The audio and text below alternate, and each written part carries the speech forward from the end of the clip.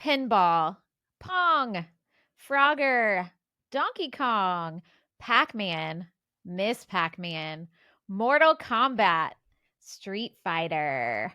If you remember the excitement of a pocket full of quarters and an afternoon filled with high scores, you might be a Xennial, and you might remember the joy and wonder of arcades. Hi, everyone. I'm Danny. And I'm Katie, and welcome to Generation in Between, a Xennial podcast where we revisit, remember, and sometimes relearn all kinds of things from our 80s childhoods and 90s teen young adulthoods.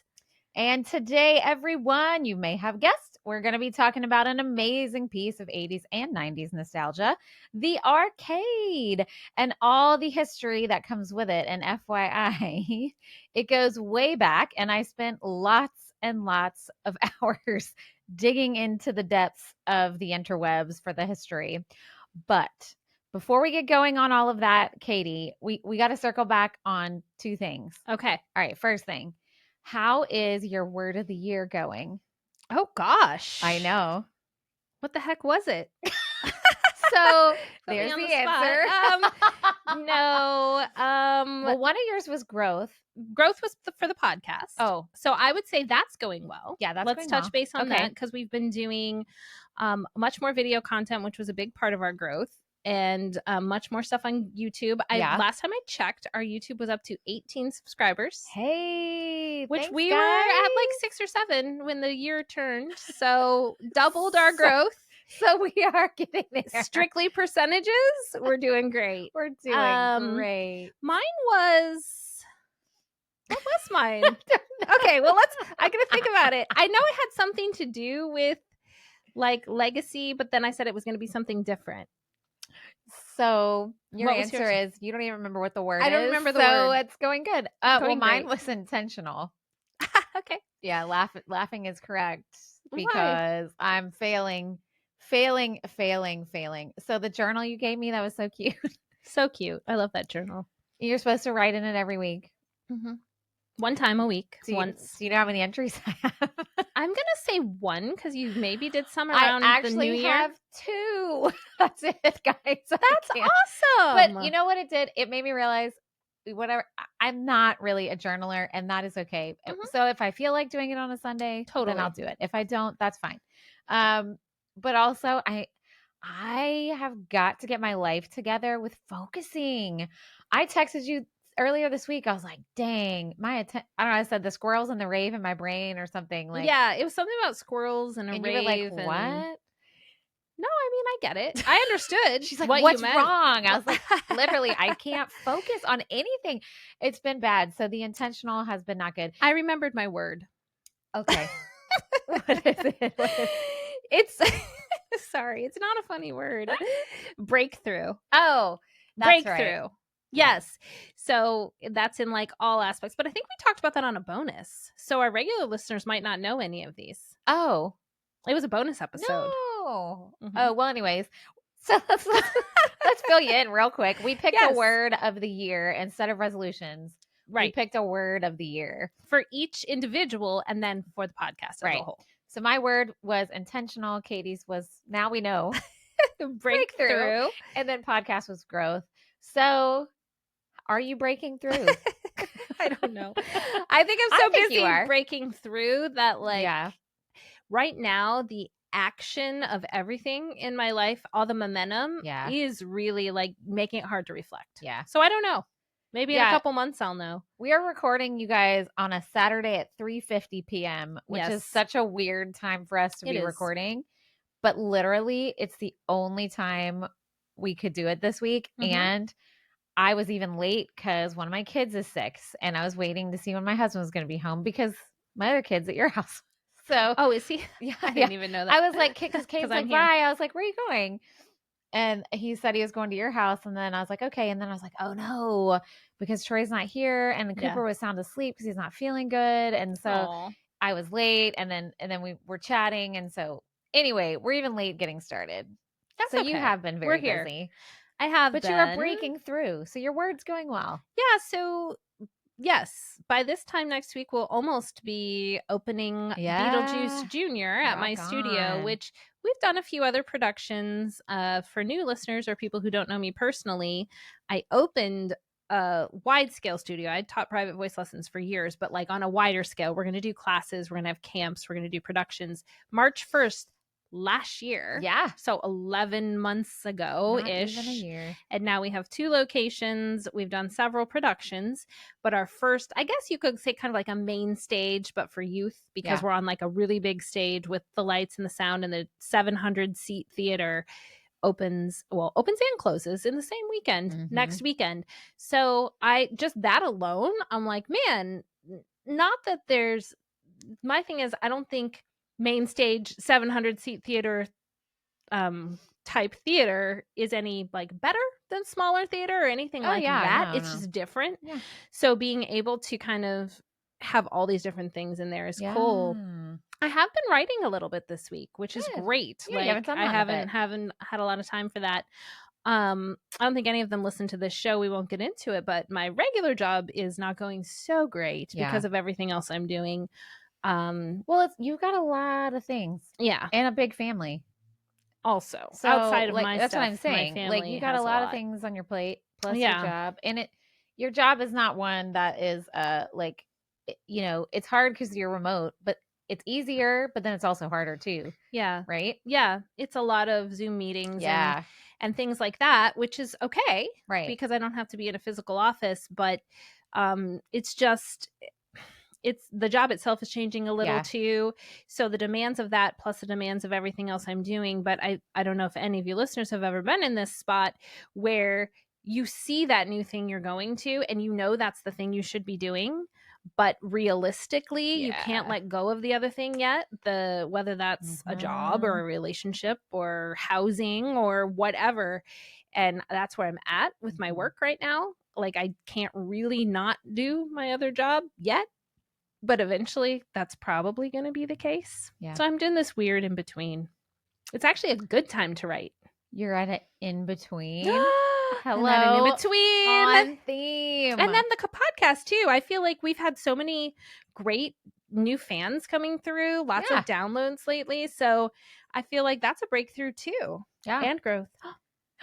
And focus. You did the research for today. So don't put yourself down. I mean, okay, but guys, it took me so long. It's okay. If you are a podcaster out there, you know exactly what we're talking about. Mhm. When you start researching for an episode and you just go and go and go and go. And then my laptop broke. And anyway, I'm here now. I'm doing okay in some areas with being intentional and others, guys. Oh man. But anyway, okay, just had to check in on that. This is the other funny thing to check in with. Mhm.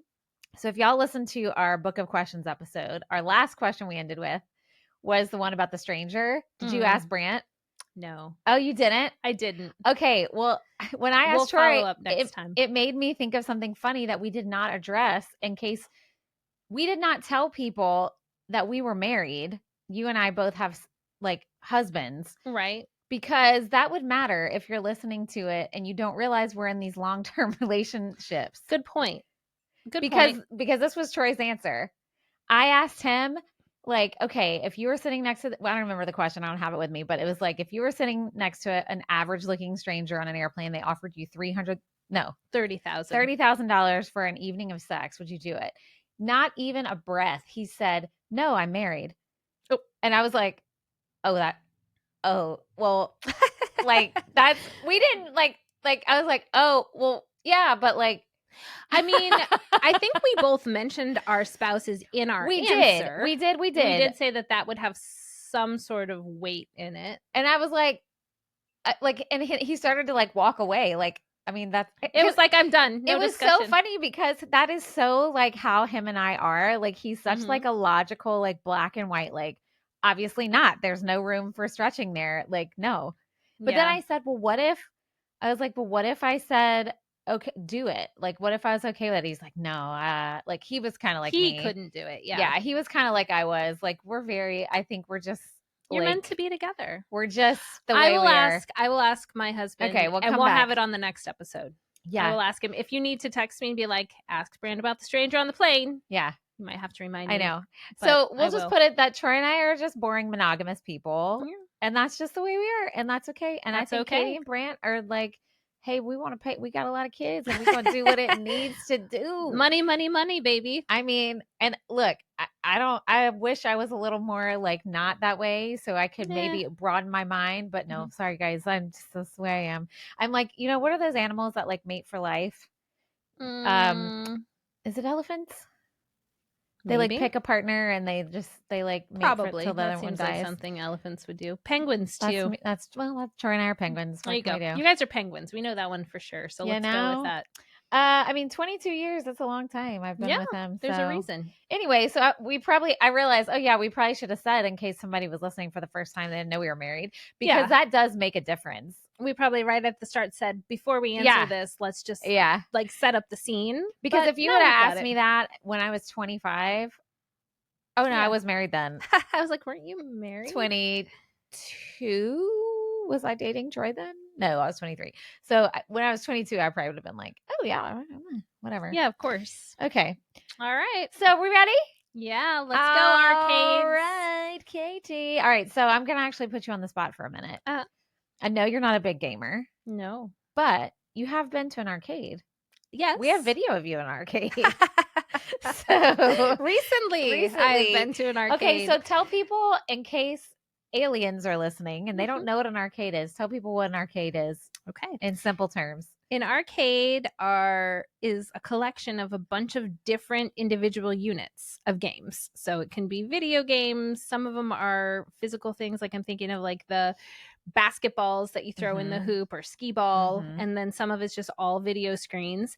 And it used to be you could put actual coins in them and just walk around and play whatever you wanted to play. Sometimes they have them in malls, like Chuck E. Cheese or Showbiz Pizza for the OGs had those too. Now a lot of them, you fill up, even like Dave and Buster's, they have arcade stuff. You fill up almost like a debit card for how much you want to spend, and you just swipe it as you go. But when we were growing up, you had to have like physical coins to play quarters, yes, to play in these arcades, and they were so much fun. Oh my gosh. Okay. So that's a really good definition. Thank you. Nice job. Yeah. All right. So do you have any memories?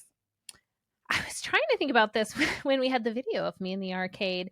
I just know I always loved skee ball. Oh, if I was ever in an arcade You're pretty good at it. You Chuck E. strike me as a person or who'd be something, good at I was it, yeah? pretty good at it. Yeah. I liked how you could have the different amounts that you could get.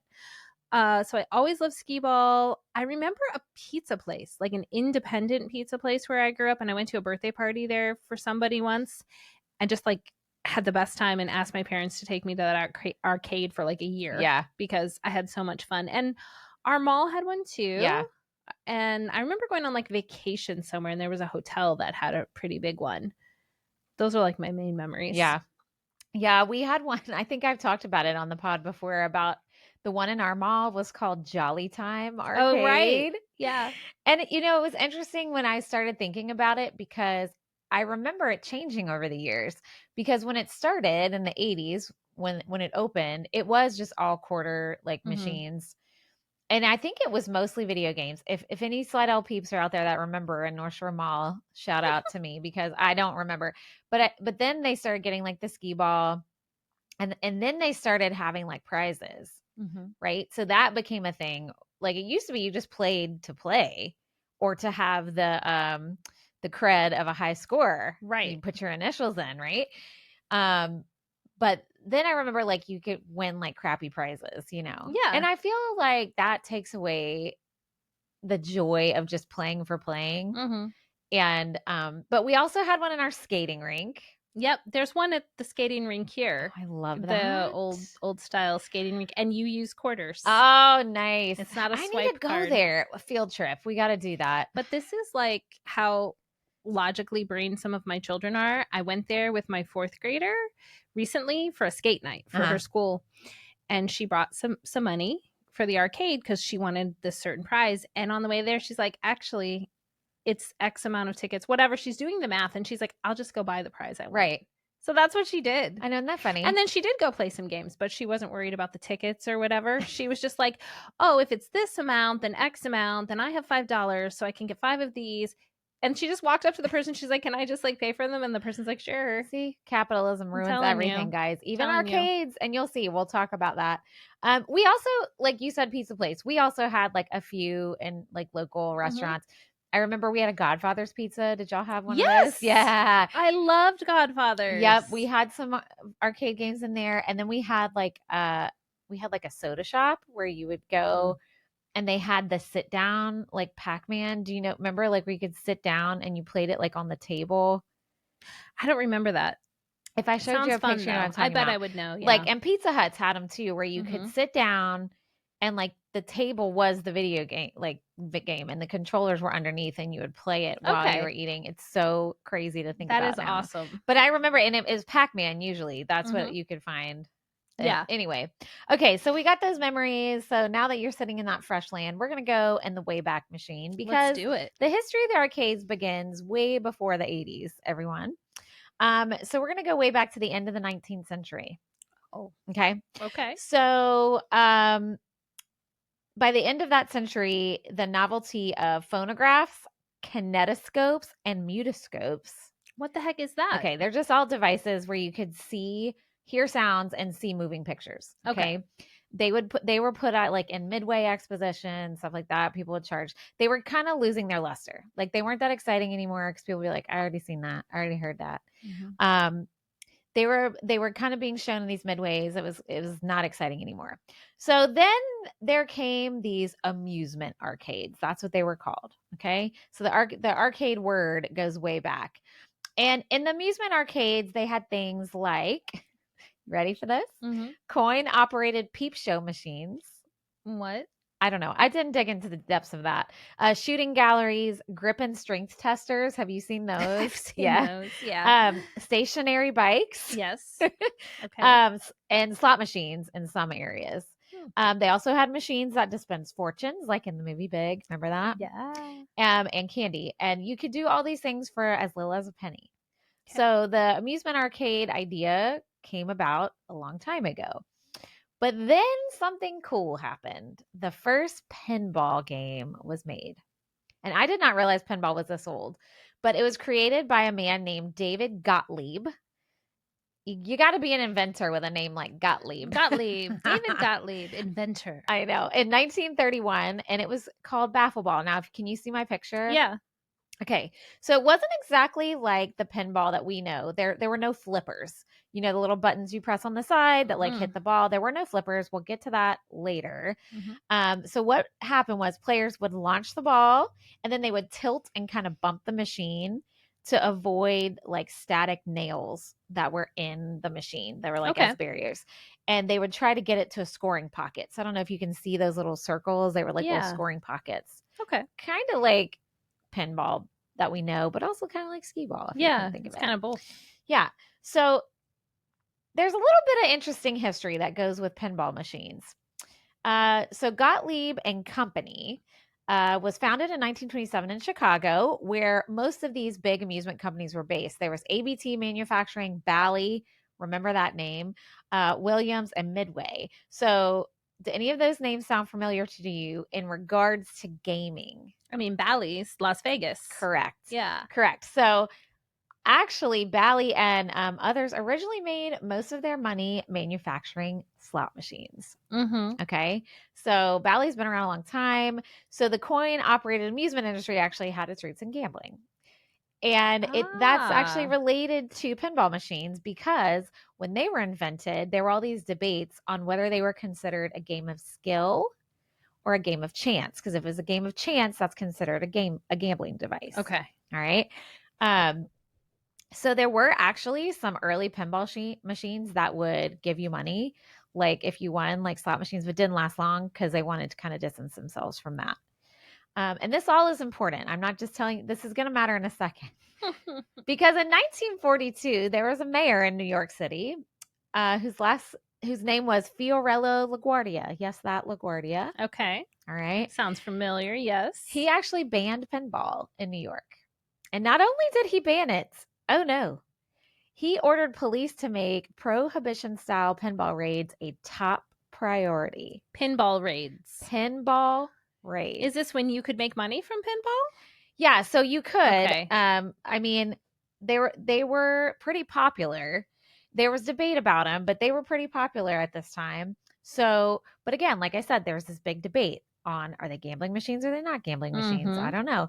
So he had this big war on organized crime in New York, and he just decided, yes, they are gambling machines, so we're Okay. going to get rid of them. So not only did he make it a mission of his, but he wanted everybody to know this. So the first day that he had that pinball ban, listen to this: police confiscated 2,000 pinball machines in In a one day. day? Oh yeah, and they issued 1,500 summons. Whoa. I know, it's such a stupid thing to think of, Of like, like all the things you could be doing with your resources, correct. this is the thing you do. That's what you're doing. And the mayor would take, and you can see right here, and don't worry, guys, I'll put pictures on socials. The mayor would put pictures of himself in the New York Times smashing the machines. And then just letting readers know that all those stripped machine parts would be sent to the country's munition factories to help in the war effort. So he's like, look at me destroying these awful machines, and now we're going to help the country with their parts. Oh my goodness. Now, devil's advocate. Sure. Were these machines associated with organized crime? Like, was this like a symbol of mob activity? Well, that's a question of debate, but mostly it was the gambling, because Okay. mob activity and gambling was very heavily Sure. related. Okay. So, but you know what's crazy is the pinball ban lasted until 1976. What? Yeah. And it inspired other big cities to do the same. So Chicago and Los Angeles also had pinball bans. Okay. Okay. And we'll get some more on that in a second on how they got rid of those. But many people thought pinball was a gateway to gambling and corrupted children. So I know it. You think of pinball, and I think of like the most innocent, like It's mindless, such like silly thing, right. but it was a big deal, like in this time. So anyway, Okay. so that was in, what year did I say that was? 1942. 42, So okay, a yeah. few years later, Gottlieb invented the flipper on the pinball machines. Okay? So that invention kind of launched it more into the game of skill category. So it got it even further away from considering a game of chance, because you had to like hit the things at the right time, And your blah, blah, blah. reflexes Right. have to work, and you have to practice to be Right, good right, at right, it. right. Yeah. So manufacturers kind of aggressively, all of them, started pursuing a more family-friendly image. Okay. So unfortunately, though, at this point, most of the country, pinball machines were still illegal. And when you found them, they were like in porn shops, they were in dive bars, they were in back rooms. So Oh they're my still gosh. like kind of, but not everywhere, Okay. because the attraction of pinball only increased, obviously. Because you tell kids don't do this, what are they going to want to do? Right? It only increased in the Prohibition years following World War II. And then by the 50s, this is a quote I found in an article, made me giggle. It said, the quickest route to proving your rebel status in America was to be seen within a few feet of a pinball machine. Oh, is that all you had to do? Yeah. That's And then I'm all about the that. example they gave was the Fonz on Happy Days. Oh, right. Yes. Right? I forgot. Because he was like this amazing pinball wizard. Yeah. Oh my gosh. And so ironically, the 50s and 60s are considered like this golden age of pinball. Even though it was illegal a lot of places. Yeah, but not everywhere. Not everywhere, but yeah. So yeah, it was really popular, and teenagers loved it. And if it's popular with the youths, it's gonna, people are gonna find a way to do it. It's gonna happen. And hey, isn't that what Fonz did? Hey. All right. Yeah. Okay, that is what he did. That was really bad. Oh. Okay, so where pinball wasn't illegal, you had to have a required paid license. So that made the machines taxable at rates of up to 50%. What? Yeah. Why? I guess it said to limit the number of machines in one location. So I guess to like prevent, I don't know, the corruption. Wouldn't you need more machines to make money? I don't know. If they're taking 50%? Isn't that crazy? That's high. So then most machines now also had this ominous sign on it that said for amusement only. Like, I mean, what else is it for, everyone? Please don't take this as seriously as you have been. I mean, this is just a game, everyone. No, like, you're not gonna go to hell if you play this. It's only for amusement. Anyway, it said to make it clear there was no money to be won. Okay. All right. But it's Then just I guess funny. that makes sense. It's still funny. Yeah. It is funny. Amusement parks, even where you could find pinball machines as one of the locations, they even began printing custom tokens so it couldn't be confused with legal tender. So that's where that started. Okay. All right. Yeah. So anyway, so much like later with video games, Right. there was kind of like a parental pinball panic around this time. And they were worried about kids being zombified by the pinball games, just like happens with video games in later years. And there was even an article in Better Homes and Gardens. Oh, no. In October 1957, and it said, parents should act now to keep your child from being victimized by a pinball machine. I mean, I know you're even more like against too much time on screens than me, but it does kind of sound like how we are about screens. How we're like, oh, they're going to be zombies. I know.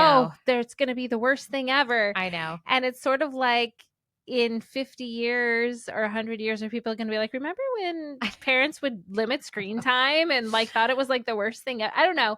It's when we're like just living wonder, in a simulation, right? When our heads were, what did I say on the last episode? We're floating are heads. we going to be floating heads? That's what you said. I don't know. It's just funny how I know. Like the things parents worry about. Yeah. Like how they look might change, but it's always the same. The basis. It's the basis. Yeah. Yeah. And I think too, like everything in moderation, that's, I think that's including pinball, even now. Because I do get my thing too with screens though. Like we don't get outside enough. We don't move our bodies enough just in general as a society anymore, just because so much of our life has to be in front of screens. So I like literally will tell my kids, go outside and get some sunshine. Go on a walk. Like, I don't care. Like, I make Cooper go on a walk every day. Just, you've been in school all day. They're sitting on their booties all day. Kids are not made to be like, human beings are not made to sit all day. So he'll come home and chill for a bit. And then I'm like, all right, 10 minutes, like go for a walk for 10 minutes. Just get some vitamin D and move. Like, yeah, for sure. You know, just, and it's crazy because once you do that, you feel better. You do. You really do. You totally do. Yeah. And it's just, and I feel bad sometimes being like, he's like, ugh. And I'm like, I know. And I'm not telling you to do that because you have to do X, Y, and Z. It's just part of your health. Like I tell you to drink water. Like you need the sunshine. You need the movement. Yeah. But so do we. So do we. Yep. I mean, I'm preaching to and myself. Look, if they were inside playing pinball all day, they also needed it. All right. So let's talk about how the pinball ban got lifted. Okay. Right, so we're fast forwarding in time. Fast forwarding in time to 1974. Okay. All right. The Supreme Court in California overturned the pinball ban. And on May 13th, 1976, the city council in New York City voted 30-6 to overturn the ban on pinball after nearly 35 years. What I think is interesting about that is the 6 people. I was just about to say, who are the 6 people that were like, no, keep it banned? 1976. I wonder if they were just like LaGuardia stands. Who knows? Like they were just like, we love that guy. Yeah, like they were just like LaGuardia forever. But that was 30 something years later, 35. Anyway, so the council legalized pinball, and get how they got through.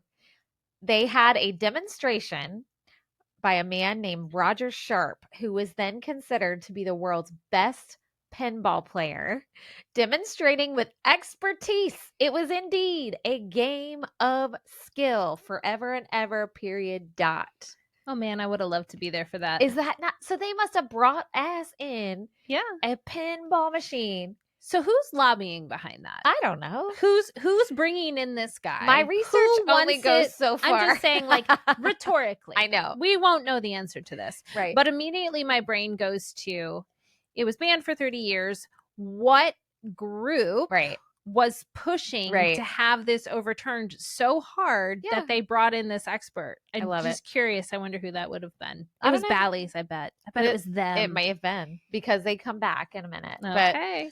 So anyway, so times have changed in favor of pinball, and then arcades dedicated to just games were once again a realistic business proposition. Mhm. Okay, capitalism is still going to reign. Here it Don't comes. worry. Bring your quarters. So here's the deal. The 70s and 80s saw like a big technological revolution with pinball. Mechanical components were replaced by electronic circuits. That's a big deal, like the pinball we know. It had digital scoring, all the sound effects, all the fun lights. That all came into the picture in the 70s and 80s. So players, they were drawn to that tactile feedback, the challenge of perfecting those shots like Mr. Roger Sharp could, and then that thrill of getting the high score and then it gets to stay up there. Yeah. Excuse me. And then the introduction of microprocessors allowed designers to craft like more complex gameplay. So it started getting harder. I don't know what a microprocessor is, but it sounded really fun and sciencey. So I was like, I'm putting that in. I think it's just a computer chip. Oh, well, there you go. Yeah. So I was like, ooh, that's going to make me sound smart. And then I tell everybody I don't know what I mean. Yeah, I think it's just like something that has the ability to process much more information. Micros? Yeah, more macros. On macros on a macro level. I think it stands for micro information, yeah. Like processing. So. No, I don't really know that. I lied. Yeah. I don't know. Yeah, something like Maybe. that. Yeah. But here we go. Unfortunately, though, for pinball, there's something new on the horizon. What? Okay. What could it be? Hasn't pinball been through enough? I know. That's what I want to know. But we all know pinball doesn't go away forever because we can still go here. to the somewhere and play our pinball. Okay, good. So the arrival of arcade video games. Oh, right. Now, this is where it gets fun and will start to be things we actually know about. Okay. Ish. So the first video game to spread beyond a single computer was a game called Space War. All right. Did you know this? I know this game. You do? I've definitely played this game. Oh my God, that's so fun. Okay, well, you may not have played this one. Probably not. Because let me tell you the story. Okay. Then you'll tell me. It was developed by students and staff at MIT in 1962. And for all you computer peeps out there, it was on a PDP-1 mainframe computer. I don't know what that is, but somebody will. And basically the game was just two spaceships that could shoot missiles at each other. Okay. So as the group that developed it kind of migrated across the country to other schools and universities, they took Space War's source code and they ran it on other mainframe machines at other places. And what it did was it inspired two different groups of people to kind of play with it and develop coin-operated versions of that game. So they changed a little bit. One group was successful and one was not. So we're going to start with the non-successful people because I feel bad for them. Because they had the idea. Get to go just first. they do. And then we're not going to talk about them anymore. So we'll move on. So there were two students at Stanford, Bill Pitts and Hugh Tuck. Sorry, those just don't sound very exciting names, but they were probably very smart people. They created Galaxy Game. So Galaxy Game was a version of Space War that was coin operated and ran on a computer that was housed in a wooden console. So they built it. Built this wooden console. Yeah. They created two prototypes for the game and they actually demonstrated it at the university, but they just were unable to create any commercial interest in it. So they tried. Okay. All right. So bye. We're done talking about you guys. The same time, there were two other guys named Nolan Bushnell and Ted Dabney. They were both engineers, and these are the future founders of Atari. Okay. All right. They worked with Nutting Associates, which I'm sorry. I know. Let's just laugh. I wondered now. if you were just going to breeze right by that. I can't. As soon as I read that, I giggled like I was 12 years old. And every time I say it, it makes me laugh. And there's another funny name that comes up soon, too. So prepare. They came up another coin operated version of Space War. And this one was called Computer Space. And that's probably what you played. Okay. Yeah. It was the first commercial arcade game. So here's the author's description from an article I read. I love it. Of the game. Yeah. So here's what Computer Space was. Imagine a clunky cabinet spitting out pixelated rockets, soaring through a starry void, battling flying saucers with reckless abandon. That was the dawn of a revolution. Oh, I love it. I can't. I was like, that is great. So let me show you a picture and you can kind of describe it. Sounds good. How cool does that look? That does look cool. Right? But what is that? That's the actual. That's the unit, and that's the screen. That's computer space. Okay. Yeah. So there's the controls, and that's the screen. So Oh, tell I love everybody it. what you're looking at. Okay, so it's like an individual unit, full size arcade game, and it has the screen. It's like a metallic blue, very sleek looking, and then it has just a small console that's stationary, right, where you would push the little buttons. It almost looks like an astronaut suit. Yeah, it's cool. Like the It's very screen retro. looks like maybe where your face would be in an astronaut mask or something. Oh, it's very kinda. cool. Kind of. Yeah. So that's what computer space. It. So that was the very first commercial arcade game. Cool. All right. So let's talk about this one for a bit. So Nutting Associates. I mean, of all the names, I guess it was somebody's last name, but anyway, it probably was. They actually were disappointed with the sales of computer space because most people thought it was too complicated. It was kind of a hard game.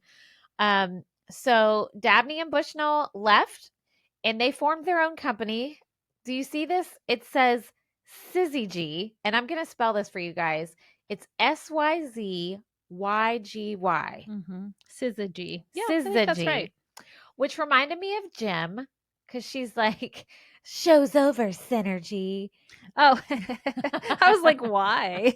That's why. Yeah, you're right. But it's not Synergy, but my brain kept reading it as Synergy. And I'm like, no, it's Syzygy. Syzygy. So anyway, their intention, what they wanted to do was license their games to bigger companies. They didn't want to make them on their own. They wanted to license them that way. So they quickly hired somebody else, a young design engineer by the name of Alcorn. And I kept reading his name is Acorn, and it is not. It is Alcorn. Alcorn. And if you're a gamer out there, you may recognize that name too. So the first deal Syzygy struck was to produce games for Bally. Nice. Yeah, they're back. They were actually one of the largest manufacturers of pinball at that point. See? And the whole world. I'm telling you. I know. They were behind that New York City thing. You're probably right. Bushnell and Dabney actually found out, this is even funnier, that the name Syzygy was already taken as a business entity. What? Yeah. So, yeah, they were like, oh, damn it. Are you serious? I swear. That's not even a word. I know. So they incorporated in June 1972 under the name Atari. And here's where they got, do you know where they got the name from? Atari. Just guess. You're never going to guess, but just give it a go. I would, is it a constellation or something? No. But that's a good guess. It's the name of a move in a 2,500-year-old Chinese game called Go, which was a favorite of Nolan Bushnell's. So it's like a move. Yeah, that you would do in the game. Okay, isn't that crazy? I never knew that. I never knew that. Never knew that and then I was like, oh my god, did Troy tell us that when he came on about Nintendo? Okay, good. He definitely didn't. Because then he's gonna be like, I told you guys that, or he didn't tell us that. So look at that, we got you, Troy. We got a fact. Although now I'm wondering if he did tell us that. Maybe he did, and we're gonna be like, crap. It's fine. We'll find the footage. Fine. We forget stuff. Anyway, so here's something that's cool. So Bushnell actually had seen Magnavox. Okay. You know that name. Yeah. Demo its upcoming home console and its first game called Ping Pong. Notice I say ping pong and not pong because, Ping Pong was one of the first computer games with a graphical display, although it was never manufactured or sold commercially. That was something else because Ping Pong was transformed under the three, Alcorn, Bushnell, and Dabney, into Pong, a game with only one rule. Do you know the rule? Hit the ball? I don't know. I mean, pretty much. Yeah. It was avoid missing the ball for a high score. That's it. That's all you did with Pong. But Bally did not want Pong. So Atari said, all right, we'll make it ourselves. Okay, so they were trying to license it. Yeah. Got the no, but then they were like, you know what? This is a good idea. Let's we'll just do it. Okay. That's not what they wanted to do. They wanted to have somebody else do it. Of course. But they were like, hey, this is going to be a hit. And guess what? It was.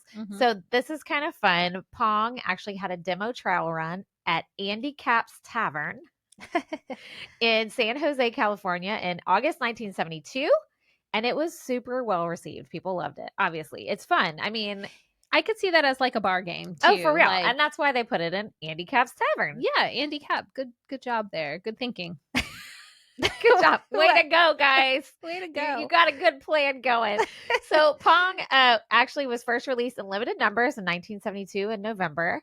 And then they had a wider release later in March 1973. And as we know, it was hella successful. Mm-hmm. Okay. Everybody remembers Pong, Everybody even remembers if you Pong. weren't alive then, because we weren't. Following Pong's success, there were more game companies that were developing arcade games, and more titles would hit the market through the 70s, and racing games became the most popular. Okay. So, but then the golden age of arcade games is upon us, everyone. 1978 through 1983 is considered the golden age of arcade games. Okay. All right. And we're going to talk about that now. And this is where it gets a little more familiar for us. And I had to tell you all this background so you can see how we got here. No, I love it. Right? I love it. So who knew? It started with little demonic pinball machines. And here we are, golden age. Zombified pinball playing. With the Fonz. All right. With the Fonz. So 1978, a company called Taito released Space Invaders. All right. That changed arcades forever. So Space Invaders was a smash hit, and it actually created the shoot 'em up genre and ushered in the golden age. So we can thank Space Invaders for bringing us this whole new era. Why are so many of these early games space related? Is it just because the obsession with space was still so strong? Yeah, I don't know. That never came up in any of the research. It's just kind of probably odd, right? I mean, that's probably why. Just the people late think 70s. It's fun, and you can shoot lasers in space. I mean, you got to remember this was Star Wars time. Yeah, that's true. Star Trek. I mean, it's not that far off from when we went to the moon, right? Not really from when they would be developing these things, right? Okay, right. So Space Invaders was first released in Japan and then North America. And here's some things that kind of made it popular. This game was the first to maintain a persistent high score. So if, like, Katie, you go in there, you get that high score, you can keep it until somebody beats you, right? Okay. That's a big deal for people who are competitive and they're in the video. Your name's up there on the high score. Mm-hmm. You want to keep it there. So this was the first game that did that.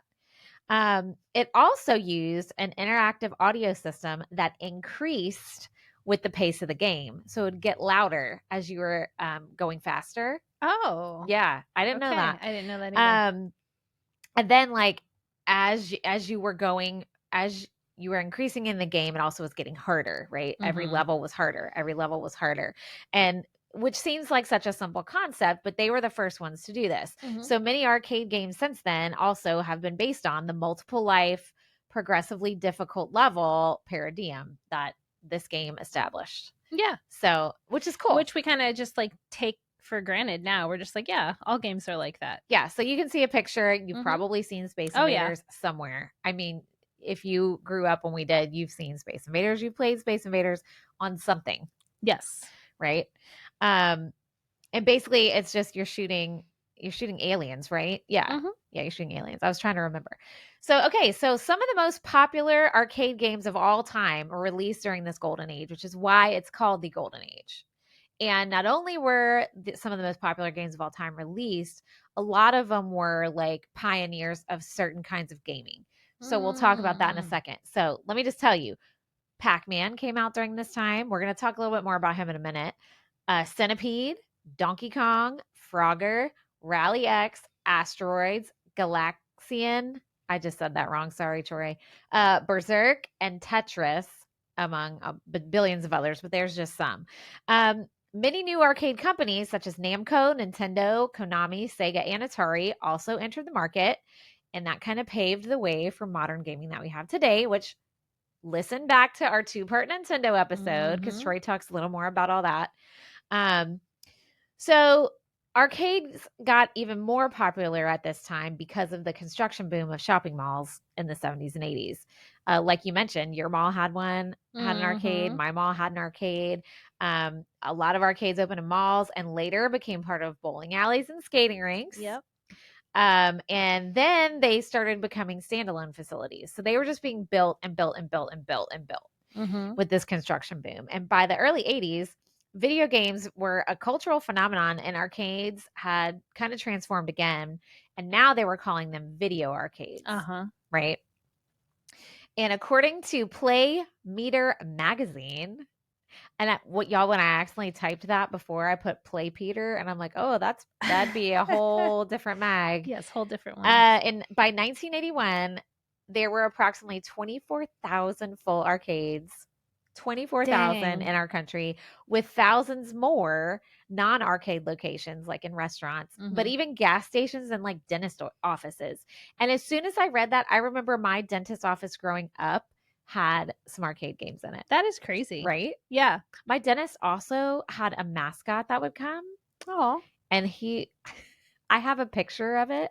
I have to bring it. It was Bippo the hippo. Oh. And I think my dentist actually wrote a book with him, like to help kids with being scared of the dentist. Mhm. But like the dentist would dress up in this giant Bippo the hippo costume and like walk around and greet kids. I swear. It was cute. It wasn't scary. But it was giant. I wonder why a hippo. Dr. Donaldson. Isn't that weird that I remember that? Probably because I hate the dentist so much. But I did like Bippo the hippo. Well, there you go. I was there It a lot. worked. Yeah. I was there a lot. I love All it. right. So let's talk a little bit more about Pac-Man. So, okay, have you played a lot of those like Yeah, games? definitely. Yeah. At least like once for sure. And I was just gonna say, I'm sure we'll get into this later too. Like Tetris, like the whole obsession right now with Block Blast. Oh yeah. That's just a like modified version of Tetris, really, that they've taken and like made into something else. And like my kids are obsessed with it. When I need to dissociate, I play it. Like I love Tetris. I love Tetris, and I like Block Blast even more. I love both. Oh, well, you know, I don't play games on my phone, but I do You would love love Block Blast. Tetris. I just because you I like Dr. can't. Mario, which is basically Tetris. I know, but I've never played games on my phone. Yeah. I just don't. I don't know. I'm not It's a okay. gamer. I'm not really a gamer, but I love old games. Like Yeah. I do like going to arcades, and we'll talk about later because there's one locally. I have a good time there. Mhm. Sometimes I get sensory overload because it's a lot Yeah. of sounds and noises, but like it's fun. It's Like still fun. Yeah. I like the old school stuff. But anyway, so all right, let's talk about Mr. Pac-Man Yes. because he's got some fun stuff with his history. He was actually the first ever mascot character in gaming. He was the first, which is funny because we have so many now, like Mario and Sonic and who's that other one? The Fox. But what is his name? Crash Bandicoot. That's who it is. There you go. But he was the first. He was the first little mascot. He was created in 1980. So he's a Xennial. Pac-Man's a Xennial? Yeah. All right, Pac-Man. So the game, and I love why he was created. The game's creator, Toru Iwatani, he wanted to create a game that was not based on violence or sports in the hopes that a game would get women into arcades too. So he felt like that was a whole population you're missing out on. Not that women can't play violent games or sports games. But he was thinking, okay, well, maybe this will work. Well, guess what? It did. It did, yeah. Pac-Man introduced the maze chase concept, which is interesting because there's so many now, but he was the first, which was different than all the shooting and racing games that were before it. So he wanted to have another option, whether you're a female or not. You don't want to shoot or race. Right. Guys like Pac-Man too. Oh, yeah, for sure. Pac-Man's one of those like similar, I know I'm talking about Block Blast again, but or Candy Crush or something where you kind of get a little obsessed with it the strategy of it, even though every time you start it, it's the same. Right. You try different things or you find a tactic go that left works. This time. I'm going to go off the screen and back on. Yeah. And so there's something about that I just think is like endearing. Yeah. Because it's very non-intimidating. You always know what you're going to get. Yeah. And some days you might have a really great strategy and play awesome, and other days you might die right away or be out of the game. Yep. But there's just something that keeps bringing you back to it, even though you wouldn't think that'd be the case. Yeah. Because it's the same thing over and over again. Right. But for some reason, the way our brains work, we are drawn to that. And I love Pac-Man because I am one of those people. I don't like shooting up games. I don't like racing games. I hate violent games. I don't like that kind of stuff. Like, I don't even like if it's silly violence. Like, it's just, I don't have fun with it. Like, I'm not throwing shades at anybody because my kids love those kind instead of my husband. But I like those kind of games, like cute little silly games that are fun. You can play with somebody else or you can play by yourself. Right. Like same with Tetris. Right. And it's like that. Yeah. That comfort of like, okay, I'm going to do this different this time. Didn't work last time. maybe this time, but I'm also terrible at all video games. So anyway, so in 1982, Katie, it's the 80s. So guess what? There was What? even an animated series made about No, Pac-Man. stop. Yes, I watched it. And It was great. okay. And then they made another one in later years when he kind of had a resurgence on the GameCube, I think it was. But he also had a hit song. Do you What? remember Pac-Man Fever?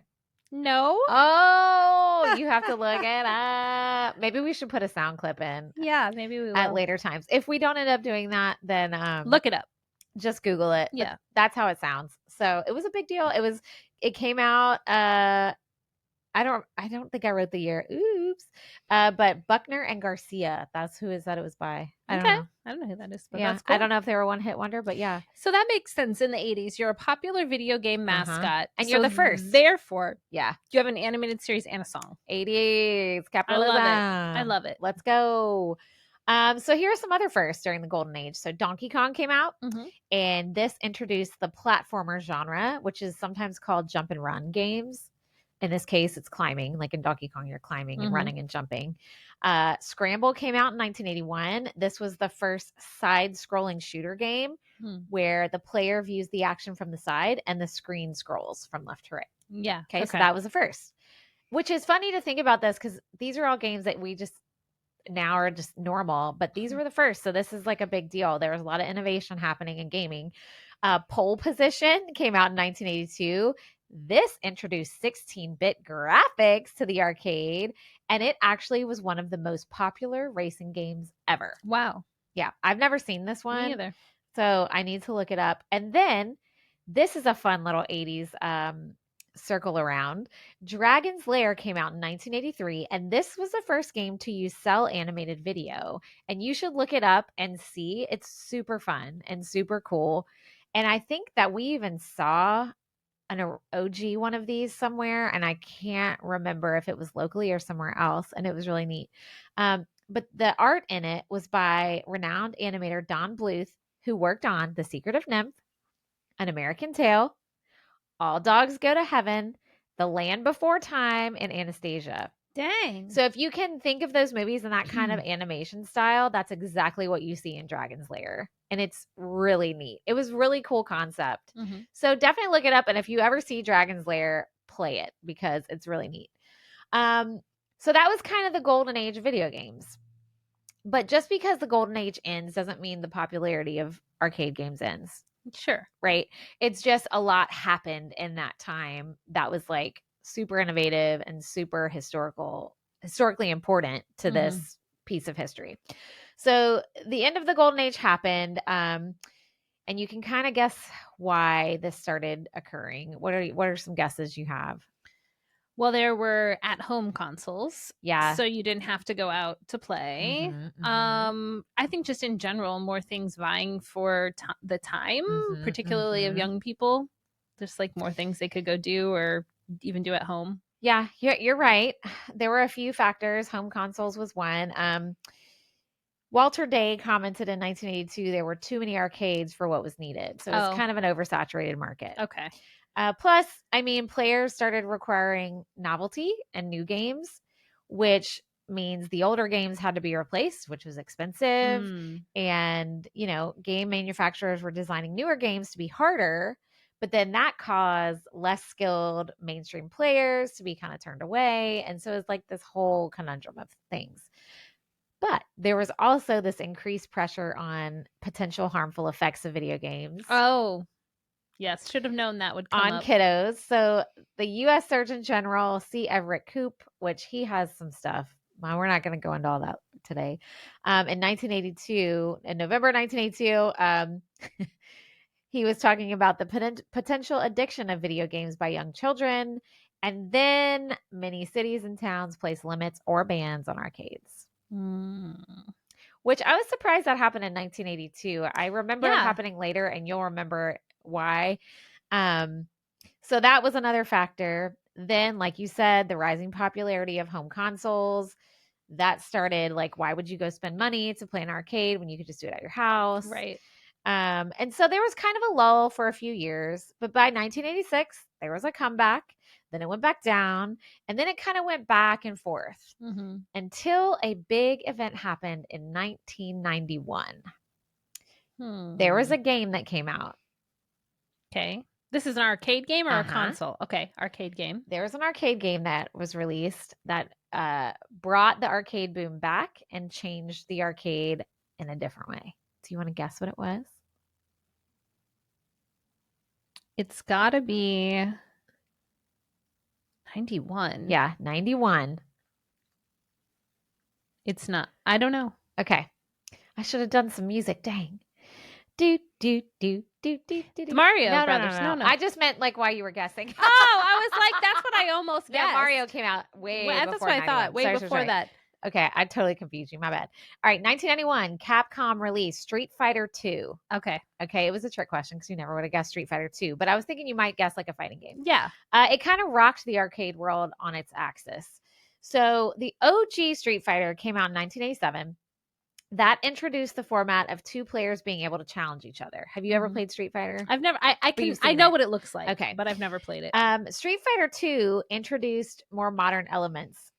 It had a 6-button control scheme instead of just the 2. Yep, and it had numerous characters with backgrounds and personalities for players to pick from.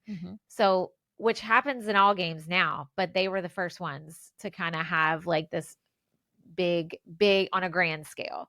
And they had all these special moves they could use. Street Fighter 2, when it came out, it kind of led to this boom of fighting martial arts games. And Mortal Kombat came out in 92. Okay. Virtual Fighter came out in 93, and Tekken came out in 94. That's one of Troy's favorite arcade games. Okay. So that kind of brought people back in the arcade. And of course, there was controversy, which we'll get to in a second. You're going to know why. In 1993, though, arcade revenue was greater than home console. Oh, my word. Let me pause and collect my tongue. All right. Arcade revenue in 1993 was greater than home console revenue. Wow. Mostly because of these types of games. Okay. Because you go and you play with your friends and you're competing. Because guys, remember, this is before online video game play. When you played video games, if you you were usually playing by yourself or your friend came over or whatever, and you had to take turns or whatever. But this brought people back into the arcades. Plus, the whole allure of I got the high score. Yeah. Or in competitions, like where you wait in line and you put your quarter and be like, I'm next, you know? Yeah. And then I would imagine if, let's say you had the high score, you would have to go back and check. Right. And then if someone knocked you off, then you would have to do it again. And I for some reason, I'm thinking this is something probably Benny did. He probably had high scores. Now he's younger than us. So if he was... So he was probably little in 91. Yeah, that's I was true. 11. So he was. This is something he would have done. Yeah. And he may do it now because there's. He might still do it now. He might have high scores all over. Troy definitely did this. Yeah. And that would bring you back. Right. Because you'd need to know, do I still have it? Oh, and if I don't, I've got to play again. For sure. But of course, there was controversy that I just said over the violence in these games, especially because the graphics were better. Right. So mainly the controversy started with Mortal Kombat. Because that was for the time, it was kind of gruesome. And I remember because it was in our skating rink, and I remember playing it. There was like blood splatters, and I have a screenshot of a picture. So it looks so stupid compared to like graphics today. Like it's so cartoony. Yeah. But like parents freaked the fuck out. Yeah. And I remember the Mortal Kombat controversy. And what happened was when it was released for home consoles in 93, there were actually congressional hearings about the violence in video games. And because of that, it resulted in the formation of the ESRB, which is the Entertainment Software Ratings Board in 1994, which wanted to avoid government oversight with video games. So that is what required the video games have ratings, kind of like TV shows do now. Yeah. Which I don't think is a bad thing. I don't think that's bad. I don't think that's a bad thing at all. I mean, especially if you have parameters, like you're going to have this rating if you have X, Y, and Z in your video game. Mhm. You know, if you have nudity or. So you're saying that's a non-government agency. It's an industry agency that oversees that? I think that's what you were saying, because they're trying to avoid the government stepping in. What's said to avoid So- government oversight? Right. So So I that don't makes know. me think it was a board that the industry said, okay, we'll take care of this ourselves. That's a high level question. I don't know the answer to. I mean, it's smart. I mean, there was congressional hearings. So maybe they were like, okay. Uh-huh. We'll handle this. We'll make a board. We'll make guidelines. Yeah. Because they probably don't want the government stepping in and saying, we'll do it. Well, it's like, we'll make our own ratings board. I don't know. I don't know who runs the movie ratings. I think that's industry run as well. Okay. Yeah. So it's probably the same thing. Yeah. I mean, that was Katie stumped me. I was like, oh, I don't know. Well, that's what I'm here for. All the research I did, and I was like, I don't know. We'll look into that. But I mean, I don't think it really I'm matters. guessing that's they probably followed the model of like the movies board and stuff. Like, how did they avoid this? True facts. We're gonna do the same thing. Yeah. And I mean, I don't think it's a bad idea. Like I said, I think it's a good thing. But then you can see how that gets tricky in arcades, right? Right. Because Yeah. it's a public place that Yeah. anyone can walk into. So then who's the enforcer? Right. Or is there no enforcer because it's just a label? Right. You're not required to enforce it. You're Exactly. just required to warn people. Correct. So then it's like, well, kind of what's the point of that then? Yeah. Yeah. I mean, we could probably have a whole episode on like ratings and labels, like the parental advisory, explicit lyrics, and all of that. And I honestly don't think it's a bad idea to let people know stuff. I think it's a bad idea to prevent it from being produced at all. I agree. Yeah. I mean, yeah, let people know what's there. Slap whatever you want to slap on it, but don't prevent it from existing in the world. Yes. Yeah. Anyway, we'll do another. Anyway, Yeah. so back to video games. So that was the 90s, okay? Early to mid 90s. But we're not done yet. So the early 90s also brought the evolution of 3D graphics to arcades. Yeah. So they were making some transitions from 2D and kind of pseudo 3D graphics to like real time 3D polygon graphics. Okay, polygon graphics. And this boom in games was largely driven, of course, by a tech race rivalry between Sega and Namco. Those two were in a race. So basically it'd be like they were trying to one up each other with each arcade game that they came out with. So Sega'd be like, all right, well, we have 3D human characters. And then Namco would come out with one and be like, well, we got 3D texture mapping. And then the next one would come out and be like, well, we have 3D texture filtering. So the reason they were such a boom was because they were trying to one up each other and be like the pioneer of 3D graphics. Okay. But anyway, whatever, it brought out some cool games and some competition is good for those things. And virtual reality type games started. You remember, started appearing in early 90s in arcades, especially those that were now family fun centers. So like I think of a place we used to go to in Missouri. It had like go-karts and bowling, and it had an arcade, and it had, pizza and this and that. And also like Chuck E. Cheese and stuff like that. Right. But the VR stuff in its early days, you remember when you could do like those VR like roller coasters? Yes. I do. But they would cost like $6 for like a minute. Anyway, and around the mid 90s, the 5th generation of home consoles was coming out. Dang. Which is pretty wild to think about. There's already been 5 generations of home consoles at this point. So this is when the Sega Saturn, the PlayStation, the OG PlayStation, and the Nintendo 64 was coming out.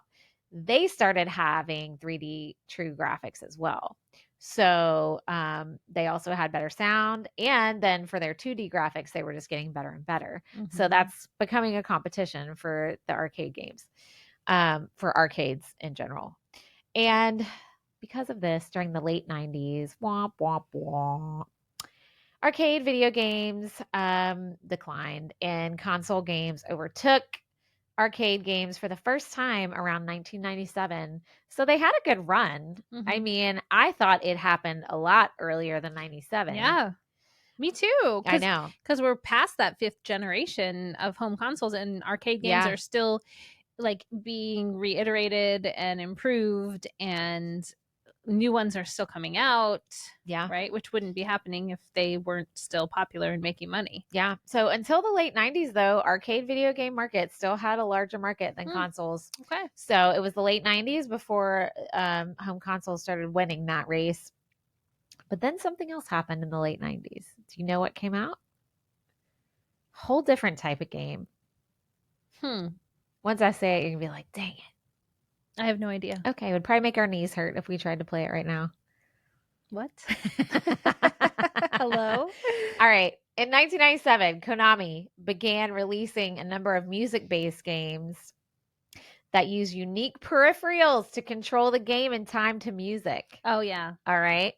They came out with Beatmania, Guitar Freaks, and it culminated in the release of Dance Dance Revolution in 1998. Oh my God, I love Dance Are Dance you good Revolution. at it? I'm pretty good at it. I am literally awful. Really? Oh God, I'm so bad at I'm it. surprised. I don't have good hand-eye coordination. Okay. So like I don't think I'm a terrible dancer, but that's because I'm just dancing. When I have to dance and look at a screen and use the dancing as a control, no ma'am. Forget it. No ma'am. Yeah. I can't. But anyway, Dance Dance Revolution was like this new style of arcade game that used a dance pad and required players to tap their feet on appropriate squares on the pad in time to notes on the screen, and it synchronized to popular music. So obviously, kids loved it. I mean, it's giving Putt Putt Boogie. Do you know what that is? What the hell is that? Putt Putt Boogie? No. Pup. Like dog pup? Yeah. What the hell is on that? Paw Patrol? All the pups, I've never watched Paw Patrol. It's Tegan's favorite. Well, probably still is. She'll say it isn't because she's too grown up. But they had like a Dance Dance Revolution style that the pups would play. It would go, it's the Pup Pup Boogie. It's the Pup Pup Boogie. Grooving, shaking. And it was these little puppies like playing with all four paws. I'm going to send you a video. Oh, I can't. That's great. It was so cute. And I mean, it's like a reference to this kind of game, right? So 1998 is when that. Okay. And look, it's still giving. Still giving. Still giving. So here we go. Even with the fighting games and the music-based games, arcades were like losing their luster by the early 2000s. I mean, home game consoles, more and more commonplace. They were becoming more affordable-ish. Well, and online gaming can't, and connected gaming through the consoles isn't that far off from this time frame. Yeah. And I mean, players started being interested in like longer narrative games, right? You can't get that in arcade. More complex gameplay, more involved gameplay, because the technology was existing for this. And arcade games just aren't designed for that. And like you said, the rise of online play services like Xbox Live are now a thing. Yeah. So all these things contributed to this decline. But you guys, arcades are not gone. No. Because guess what? They did bounce back. Wow. I mean, they just look a little different than the ones we were talking about, the ones we remember, the ones we know.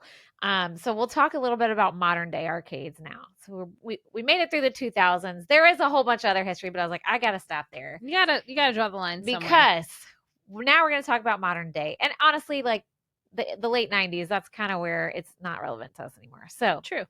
They did find a way to bounce back. Most arcades were unable to sustain on operating arcade games alone. So they had to start bringing in other stuff. So like, remember I said the family fun centers? Yes. Yeah. They had to have these other things. Plus they have the stupid redemption systems for prizes, which I hate. Like you were just talking about. Like now kids don't want to play just to play most of the time. They want to play to get something. Yes. And I'm sure that was everywhere, but I feel like Chuck E. Cheese and places like that really pushed that narrative. So we're going to do an episode on Chuck E. Cheese and Showbiz Pizza. Yes. That's coming. Don't worry. If you're like, why didn't you talk about it? That's why. Because we're going to do a whole episode. They need their whole own one. Showbiz Pizza, where a kid can be a kid. See? All right. We're ready. I have so many pictures of me with my birthday party at Chuck E. Cheese. Or it was probably Showbiz Pizza. Depends how old you were. Yeah, I was little. So it was probably Showbiz Pizza. I can think of one. Do you remember they had this little chair you could sit in and it would like go in a Oh, circle? yeah. Chuck E. Cheese still has it. They do. Yeah, because my kids loved it. And I remember Oh just my being like, God, I also loved this, but I why? know it's so stupid. Like you go like 5 feet off the ground. It's like, I know. wee. It's Like my weird. dad probably could have picked me up higher, but I was like, Yeah. oh, look at me in the chair. And it has a little Yeah. seatbelt. And yeah, it was, Oh my my God, God. I can't. Okay. Woo. So anyway, so yeah, most arcades are now part of, more extensive family fun centers that have drinks and prizes and blah. And arcades are having a resurgence due to nostalgia. Mhm. Guess why? Because all the people who grew up with arcades are now middle aged or older. And they're coming back, especially the whole concept of like paying just to play, right? Yes. Where you just play. Barcades are like super popular right now. Ah, I've never heard that before, Yeah, a but like, barcade. yeah. And we have some local, there was one here that closed and it was so great. It was called Game Over Okay. and it was a barcade. I don't remember if they had food, but they had drinks and it was all retro games. So And it was fun. small, but they would also have like karaoke nights Mhm. and it was a blast, but it closed. Dang. But we do have one here called Arcade Monsters. Yes. You've been there. I've been there. And that is, I mean, it's a family friendly barcade, but they Mm. have food and drinks. And one side is retro and the other side is more modern. Mhm. They also have a whole pinball room. Oh, dang. Yeah, Troy loves it. Like that's where we can always find them. Because usually when we go, like we'll all split off because Troy wants to lock in and do whatever he's doing. Cooper and Kaden want to do racing games, but we Mhm. always end up playing a lot of skee ball because I also like skee ball. Yeah, I love skee I'm ball. really bad at it. But yeah, barcades are really popular. There was like quite a few when we lived in Missouri and Kansas City. Mhm. In fact, I think one was even called Barcade, real original with the name there. But yeah, so you can still go to an arcade, Yeah. guys, especially if you're 21 plus. Find you a barcade. Yeah. It's a good time. What do you think? What are your personal feelings on like the Dave and Buster's of the world? Okay, fun fact. I've never been to a Dave and Buster's. Okay. But you win prizes there, yeah? I don't like Yes. that's my thing. I don't mind like the family fun centers with Mhm. all the shit and whatever. I just don't like the stupid prizes. And there's so many reasons why I don't like that. Mhm. The waste is the number one reason because you Mhm. get these janky, cheap ass pieces of plastic mass produced Mhm. somewhere that that break in 5 seconds or kids lose, and it's just wasteful. Yeah. It's a lot of junk. That's what I mean. Yeah. And I'm a minimalist when it comes to stuff. And I used to hate that when my kids would go to like a birthday party at like Mhm. Chuck E. Cheese or wherever, and they'd come home with like stupid crap. I was like, okay, that's going to break and then it's going to go in the trash and end up in a landfill. Right. Like, I'd much rather give you $20 and yes, it's gone in a little bit, but Yeah. like, just go play and have fun. You just had fun playing. Yeah. Yeah. No, Like the I whole get concept that. of just having a good time. Or so yeah, what do you think? I mean, I like it. It is very much when you go to like a Dave and Buster's, it is very much commercialized. Like it's very Yeah. expensive. Um it's very overstimulating because it does have a lot of more like physical sports games like the basketball Okay, games and got stuff you. like that, but it also has video arcade style stuff too. It's not my favorite thing Yeah. to go do, but I think it is nice because the whole family can come and play. Yeah. They do have food and they do have drinks and they, Yeah. whatever. They found a way to kind of bring in the people that enjoyed it before and then kind of bring your kids into it too Yeah. and be like, hey, this is fun. What do you guys think? I think I'm not against chains of that sort, but I do like the more local arcades. Yeah. Like Arcade Monsters is great. Oh, it's great. It's so fun. I love going when it's not super busy. Yeah. Because it can be a lot. And I mean, I love how they have it decorated. Mhm. It's very fun. They're always dressed up. Always. And you get a discount if you go dressed up. But I never do because my family's like, please do not dress up. I swear. Every time I'm like, ooh. They're like, can we just be They're normal like, people? please do not. Can we just pay the extra $1 and not have you dress I'm up? like, there's so many things I could be, guys. They're like, no. You're like, Miss Pac-Man?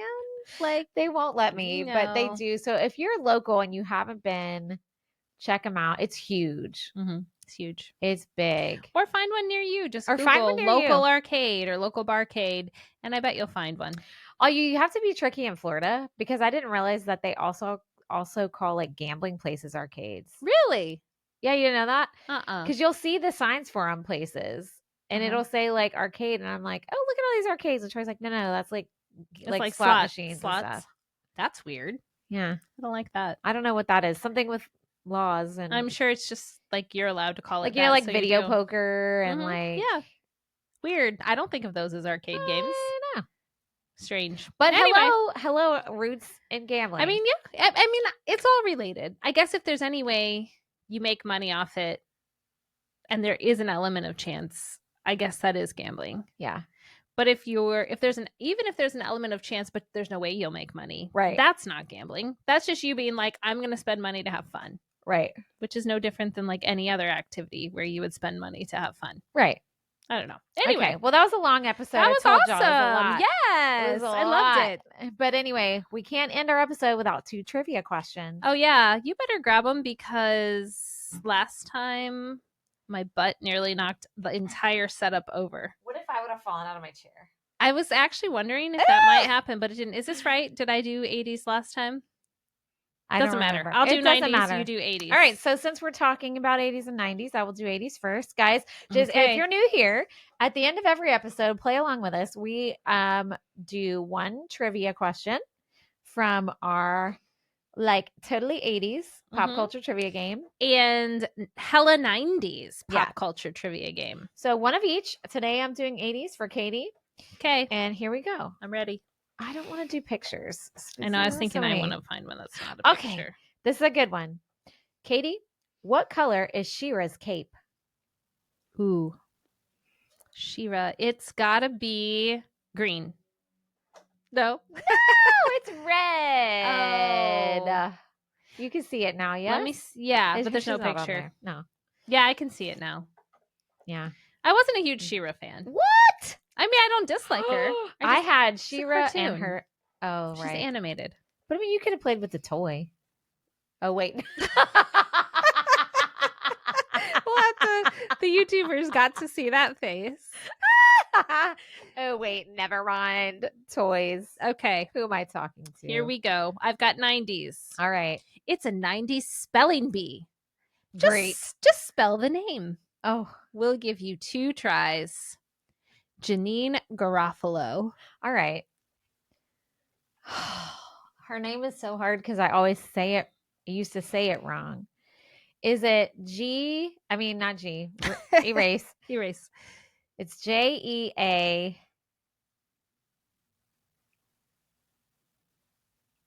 No. That's wrong. I don't know. Just tell me because I always spell her first name wrong. So for those that don't know who she is, she was a comedic voice of the 90s. Is it Jane? No. What is it? You were on the right track. I know, but Janeane. Yes, Jane Ann, but it's Janine. Yeah. And then Garofalo is Garofalo. Yeah. I just knew I was gonna scramble that. That was a really hard one. But my favorite movie she was in, Reality Bites. Ooh, that's a good one. Yeah. Oh, and Romeo and Michelle's High School Reunion. Oh yeah. Yeah, which really by the way, they're making a sequel and I cannot wait. Oh my God, that's going to be great. We'll have to watch the first one and the second one and do episodes about both. Yeah, Reality Bites is on our list. Don't worry. On our ever-growing list. We just need to record every day and then we'll be fine. Jeez. All right, guys. It is 5:00 on a Saturday. We're going to go. We are out. Join us on Patreon for more bonus content. Yeah. And listen to our Dawson's Creek episodes too. And we'll see you next time. Yeah. Bye, everybody.